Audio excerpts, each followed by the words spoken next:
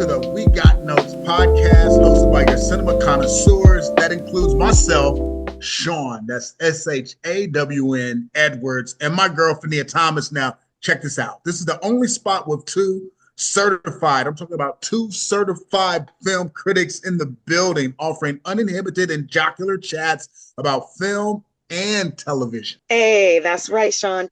Each month, we'll bring you stories from sets, tales from behind the scenes, and movie reviews, plus some TV thoughts from the latest releases. Because we got notes. So chill out, grab a snack, and vibe with us. And if you got notes, let us know. Drop them in the comments. We might read some. Welcome back to the We Got Notes podcast. Thank you for joining us for episode 11. Today, we are going to talk about and dissect and give you our notes on Back in Action. I got 30 books full of notes. Wait, does that mean that you have a lot of notes? Because I got about like 5. No, I got a lot of notes. Okay. I got a lot of notes. I got a whole encyclopedia set of notes. Not only do I got notes, I'm mad. Ooh, okay. Let me give y'all a synopsis real quick so we can get into what's going on. Okay, so this says, I like to read this. And all you people about to hear this synopsis, please have a bottle of Advil close by because it will give you a headache. Well, you know what's funny? There isn't even a synopsis. I'm lying. I couldn't find one. There is only a log line. Okay, there's that. And we have access to media sites. So yes. Here goes. Years after giving up life as CIA spies to start a family, Emily and Matt find themselves dragged back into the world of espionage when their cover is blown. There you go. See why I can never be an actress? So that's Back in Action. Shawn, why are you mad? Oh, wow. Okay, let me preface it by saying this. There's absolutely nothing wrong with this movie, but there's absolutely everything wrong with this movie. Okay. Yeah. There's technically nothing wrong with this movie. It's mindless entertainment. It's a plot we've seen over and over and over again. It's clearly 2 stars, big stars that we know, that we love, that we like, that we root for on screen doing their thing. Apparently having a good time, but it's a waste of time. For so many reasons. But can I start with the one issue that just really get it off your chest.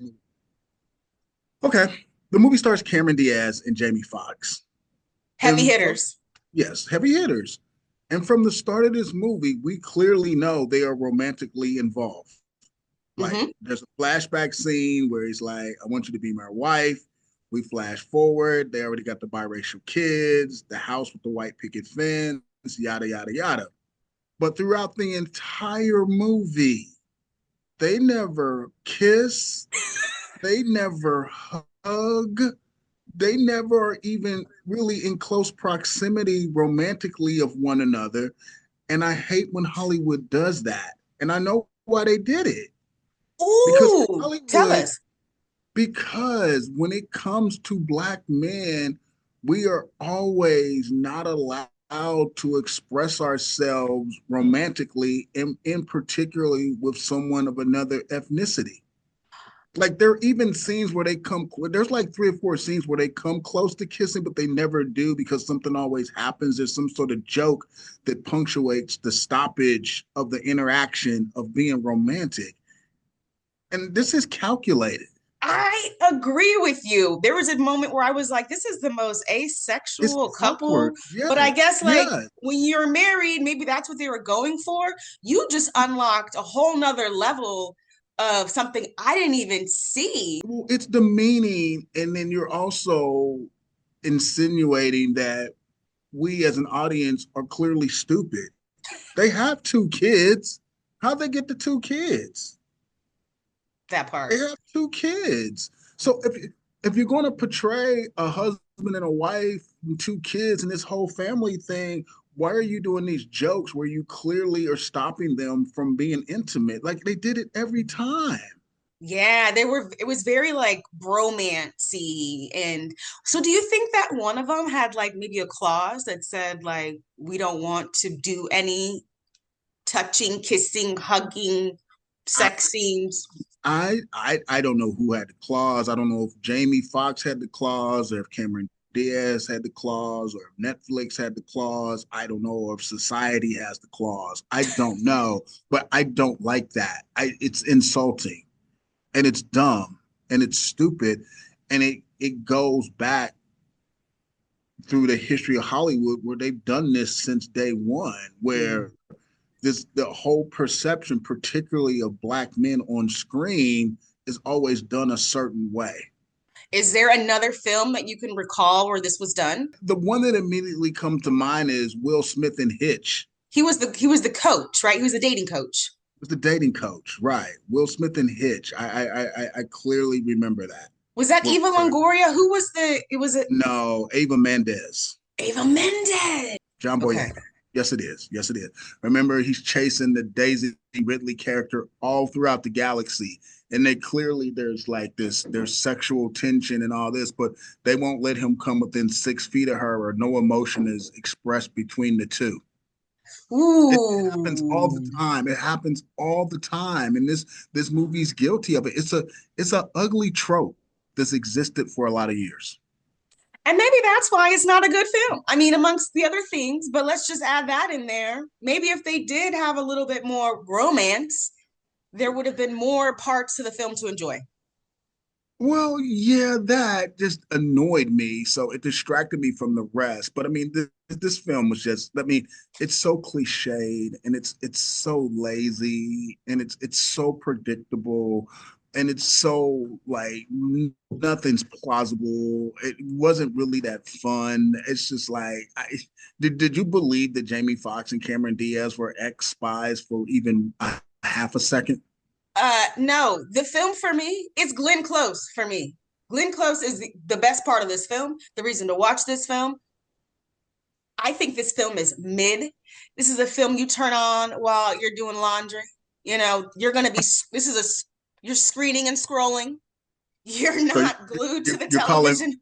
So you're calling Back in Action a spin cycle classic. I mean, that's kind of an insult to the word classic, but yeah, Oh, oh, oh, oh. like Oh, I, listen, I wish the Academy had an Oscar for MVP because Glenn Close has been the MVP in a couple of recent movies I've watched. Like she saved Lee Daniels' Deliverance, and she Deliverance. does save this. Like Glenn Close is like, I don't care what script you give me, I'm going to elevate it. I'm going to do my thing, and I'm going to show you why I should have multiple Oscars and why I am that woman. Because she is a true thespian. Because she can make the worst script great. She is one of the reasons to watch this film. They go and get their daughter. The daughter Yes. snuck out the house. Yes, like that for me, I was, and that's kind of early on. So you're like, okay, I'm still dialed in, but did I have my phone in my hand? Was I scrolling? Yes, but the like Yeah, but instantly I was like, "Ooh, I'm into this." Like I wish a child would club fight scene, cameras, baby, you know, mama bear energy comes out and they're fighting. I'm like, okay, like I can relate to that. And okay, then, okay, I give you that. But I mean, Jamie Foxx is way too talented to be making movies like this so late in his career. He just, yo, and he then just, he's a producer on it. Like, I know. So he can't blame anybody for it. He's a part no, of this the is process. no baby driver. Baby driver, like, But no, I mean, seriously though, come on. Jamie Foxx is way too talented to be making movies like this. Jamie Foxx is probably like he may perhaps be one of the most gifted all around entertainers we've ever seen in the history of entertainment. I mean, he can act. He's won an yes. Oscar. Like he can do dramas. He can do comedies. He's funny. He can be a stand-up comedian and excel at it because he's funny. He knows how to deliver jokes. He can sing. You know, he's got Grammys and hits. He can play the piano. He can do a lot. He's like And he's made the industry billions of dollars from his he's acting. so They like can Jamie Foxx. act. he's too Jamie Foxx is too talented and he's got too much power. Like if you want to be an executive producer, there are a lot of young, hungry black filmmakers out here looking for an opportunity. Like, produce something, one of those, something of substance, something better than this. Like this, he's too big in the game. Like he's too talented to lend himself to. I mean, come on, this was hot garbage. Like, come on, like come I mean, on. you're right. I think that's the only reason why, at least on my Netflix algorithm, it's top 10. I think that's the only reason why is because these two known names are attached to it. Other than that, like, Well, it's throwaway. It's no people are going to watch. Like, there's no debating that millions of people want to watch because it's throwaway entertainment. It requires no thinking. It doesn't like produce any emotion. You watch because you're bored and you glide through it because it's easy. It's not controversial. It's not offensive. But I mean, it's clearly not what I would call cinema. no. It's just paint by the numbers. Like, yo, let's get the check. Let's get this thing on the streamer and call it a day type thing. But Jamie Foxx is not that. He's too talented to be doing that. And they made a big deal about Cameron Diaz hasn't done anything in 11 years. Well, she should have made it 12.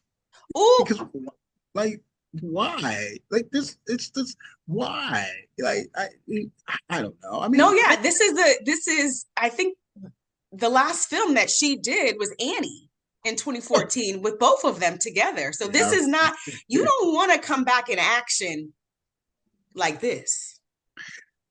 No, I mean, and I like Cameron Diaz. Cameron Diaz can be good as well. It's just and the two of them they do have, and that's what frustrated me so much. The two of them do have chemistry. Can we not do something better with this? With that, they do. They work well together, and I like watching both of them. I like both of them. I like Cameron Diaz. I like Jamie Foxx. I don't like them in this movie. It was a lot of it was just it's so lazy and then it was so It's insulting and then it's so unmemorable. I applaud you for remembering specific scenes because as soon as the movie was over, it completely evaporated from my head. It was nothing. Look, there was nothing original. There's nothing creative. There was nothing fun. There was nothing exciting. It was just like so yo, then it's the what is script's fault, this? or is it the actor's fault that this is It's just a mid film? it's everybody involved's fault. Like Mm. it's the script's like, yo, are you kidding? If you went to film school and turned that script in, you would probably get a D. Like it's just like Just no, throw the whole thing away. Start all I'm over. serious. And then it's the actor's fault. And then, Jamie Foxx produced it. So he's, involved from day one. It's everybody's fault. I mean, but any movie it's hard to make, but you gotta wonder, like, how do you make a movie this bad, this bland? Like it's head scratching to me. That both you and I, we watch a lot of movies every year. And I will tell you by the end of 2025, I won't remember this movie at all. Cameron should have been like, no, let me have Shrek 5 come out first. Like, don't let this be the first film. I haven't been around in a decade. Something Yeah, else. and I'm tired of the we used to be in the espionage game. Now we're trying to live a normal life, but we getting pulled back in storyline. I mean, how many times have we seen that? It's just not even plot. I mean, stop. But here's the thing, you can There's do so that, many other but do it stories to well. tell. Like, Well, that's I don't true. You know, can do it maybe well. parents will get into it. There were a few scenes that resonated because, like, I'm gonna spy and pry and snoop on my kid. I'm like, Yeah, hands but we've down, seen you're it. my business. So maybe that, but I don't, I, I I, don't, I'm I trying, I'm get if like, you I'm trying to help them.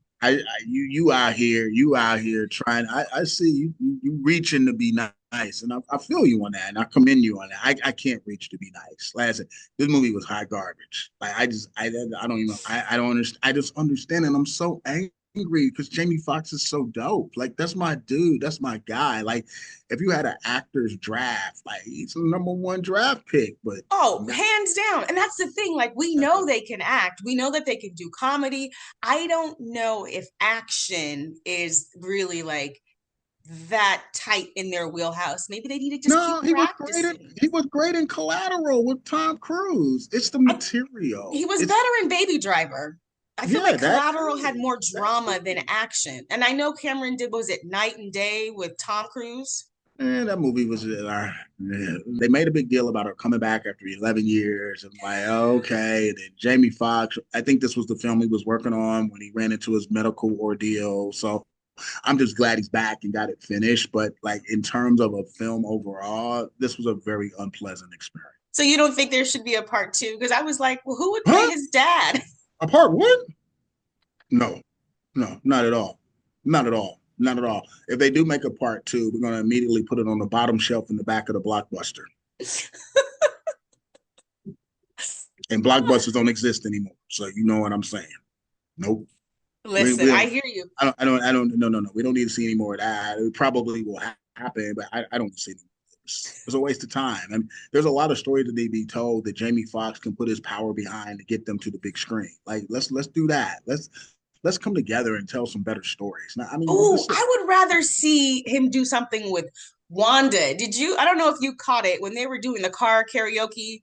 His face kind of turned up and Wanda popped out for a little bit. yeah, Like, they've been let's talking about explore doing that. it.